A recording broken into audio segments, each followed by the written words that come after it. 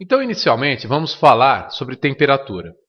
Temperatura é uma grandeza escalar que associamos a um corpo e define o grau de agitação das partículas que constituem o corpo, seja ele sólido, líquido ou gasoso.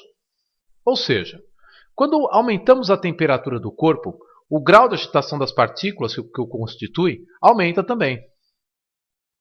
Agora, observe o seguinte. Quando falamos em grau de agitação de partículas, falamos sobre o nível energético associado a esta agitação das partículas. Ou seja, você sabe que quando um corpo se move em relação a um certo referencial, ele possui energia cinética. A soma das energias cinéticas das partículas que constituem um corpo é chamada de energia térmica. Então, ao elevarmos a temperatura do corpo, aumentamos o nível de energia térmica do corpo. O grau de agitação das partículas aumenta. Então, não esqueça. Temperatura é uma grandeza associada ao corpo, que define o nível de agitação de suas partículas. E a energia relacionada à agitação das partículas é chamada de energia térmica, que é a soma das energias cinéticas das partículas do corpo. Agora, observe o seguinte. Temos um corpo A, em que suas partículas possuem uma certa energia térmica, ou seja, um certo nível energético de agitação. E esse nível energético de agitação é definido pela temperatura do corpo A. Vamos colocar o corpo A próximo a um corpo B, cuja temperatura é menor, ou seja, o grau de agitação das partículas do corpo B é menor do que o corpo A. Observamos na natureza que passa a fluir do corpo A para o corpo B energia que nós chamamos de calor. Essa energia estava antes associada à agitação das partículas do corpo A.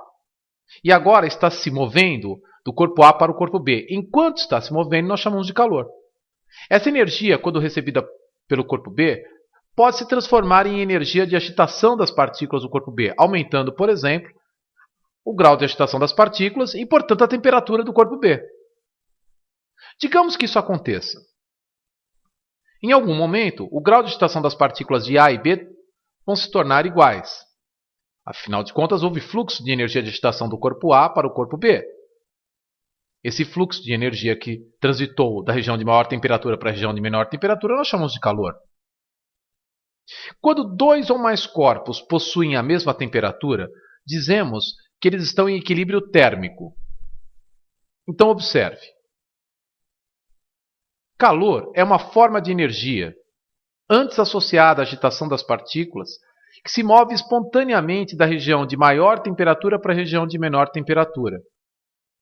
O calor pode fluir inclusive através do vácuo, como por exemplo do Sol, para os planetas que o circundam. Como o calor é uma forma de energia, a unidade de energia será dada da seguinte maneira: equação dimensional de energia, equação dimensional de força vezes equação dimensional de comprimento. Portanto, M é a primeira vezes L é a segunda vezes T a menos 2. Então, no sistema internacional, a unidade de energia seria quilograma vezes metro quadrado vezes segundo a menos 2, que chamamos de joule. Grafa-se joule minúsculo, abrevia-se J maiúsculo. No entanto,